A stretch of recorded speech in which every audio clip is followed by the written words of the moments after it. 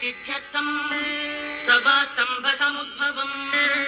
श्रीनृसिंहम् महावीरम् Namami ऋणमुक्तये दक्ष्यालिङ्गितवामाङ्गम् भक्तानाम् परदायकम्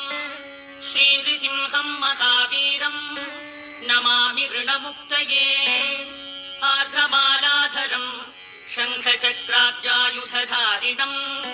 श्रीनृसिंहम् महावीरम् Namami ऋणमुक्तये स्मरणात् सर्वपापघ्नम् गद्रूजविषनाशनम् श्रीनृसिंहम् महावीरम्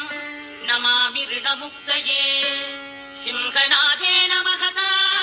दिग्धन्ति भयनाशनम् श्रीनृसिंहम् महावीरम्